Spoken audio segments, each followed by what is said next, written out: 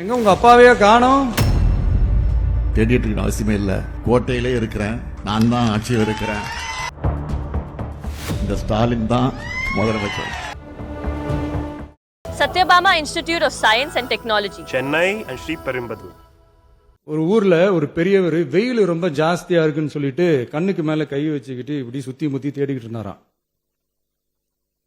அப்ப கூட இருந்த ஒரு சின்ன பையன் என்ன தேடுறீங்க அப்படின்னு கேட்டானா. அதுக்கு அந்த பெரியவர் சொன்னாரா, அது ஒண்ணு இல்ல தம்பி, உங்க அப்பா இங்கதான் இருப்பாருன்னு சொன்னாங்க, அதான் தேடிக்கிட்டு இருக்கேன். எங்க உங்க அப்பாவையே காணோம்?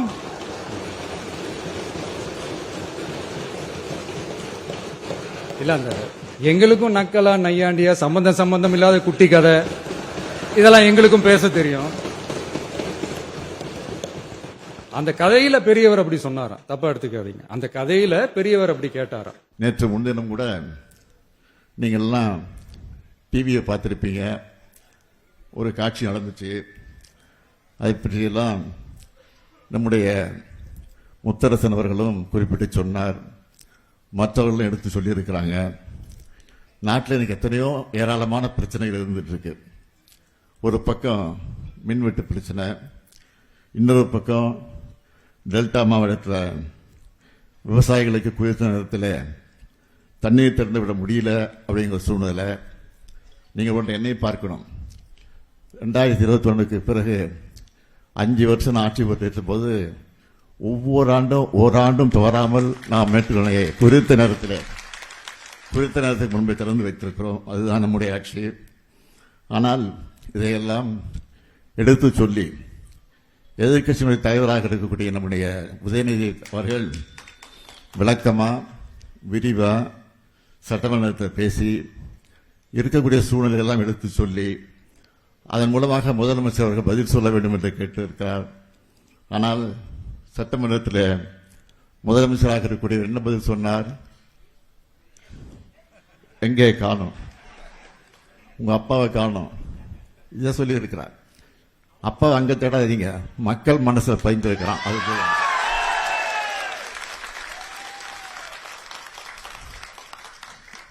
நீங்க தேட நான் இருக்க மாட்டேன். மக்கள் தேட இடத்துல நிச்சயமா நான் முதல் ஆளா நிற்பேன். சட்டமன்றத்தில் நான் இருந்தாலும் இல்லாவிட்டாலும் இன்னைக்கு நான் மக்கள் மன்றத்தில் இருக்கிறேன் என்பதை மாத்திரம் எனக்கு எடுத்து சொல்கிறேன். அதான் 5 நிமிஷம் பேசுனதுக்கே கொளத்தூர் இந்த ஆட்டம் அடிச்சு பேசுனா அப்புறம் என்ன பண்றது? நான் அரசியலுக்கு கிட்டத்தட்ட 60 வருஷம் ஆகியிருக்கு.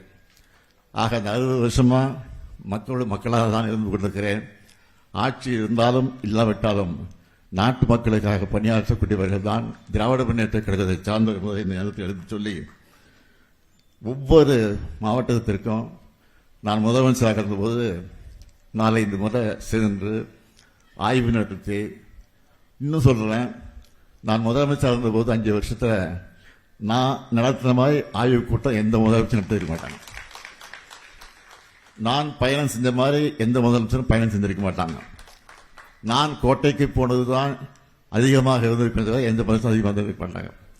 இன்னும் கூட சொல்ல, நீங்க முதலமைச்சர் தேடி பார்க்கணும்னா இன்னைக்கு இருக்கக்கூடிய முதலமைச்சரை கேட்டுக்கொள்கிறேன், கோட்டையில தான் கோப்புகள் எல்லாம் இருக்காது. ஆக அந்த கோப்புகளை எடுத்து பாருங்க, அதில் கையெழுத்து போட்டுப்பேன், மு.க. ஸ்டாலின். நம்மளுடைய மாநில உரிமை, மொழி உரிமை, உத்தம உத்தரர் போல வேஷம் போடுற எதிர்கட்சிக்கு ஒன்றை மட்டும் ஆணித்தரமாக சொல்றோம். உங்களை மாதிரி தமிழ்னு சொல்லிக்கிட்டு, மொழி பண்பாடு கலாச்சாரம்னு சொல்லிக்கிட்டு ரெட்டை வேஷம் போடுறவங்க நாங்க கிடையாது. உலகெங்கும் வாழும் என் தமிழ் சொந்தங்களுக்கு நம்முடைய உத்தரவாதம் தமிழ் தான் எங்க உயிர் நாடி அப்படின்றத மறக்க மாட்டோம். இப்பவும் சொல்றோம், மாநில உரிமையில எப்பவும் உறுதியா இருப்போம். அதே சமயத்துல அரசியல் வேற, ஒன்றிய மாநில அரசுகளுக்கு இடையே இருக்கிற நிர்வாக அணுகுமுறை வேற. இதுல நாங்க ரொம்ப தெளிவா இருக்கிறோம். அதனால எங்களுக்கு பாடம் எடுக்கிறதா நினைச்சுக்கிட்டு உங்க வேஷத்தை நீங்களே கொஞ்சம் கொஞ்சமா கலைச்சுக்கிட்டே வரீங்க, மறந்துடாதீங்க. அப்புறம் நேத்து எதிர்கட்சி தலைவர், மாண்புமிகு எதிர்கட்சி தலைவர் பேசும்போது நிறைய பேசினாங்க. அதுல ஒண்ணு மட்டும் அரசு சொல்றதா நினைச்சுக்கிட்டு நம்மள இன்டைரக்டா ஈவில் அப்படின்ற அந்த வார்த்தையை யூஸ் பண்ணாங்க. எனக்கு ஒன்னே ஒண்ணுதான் சொல்லணும்னு தோணுது. ஈவில்ஸ்னு டெவில்ஸ் பேசக்கூடாது.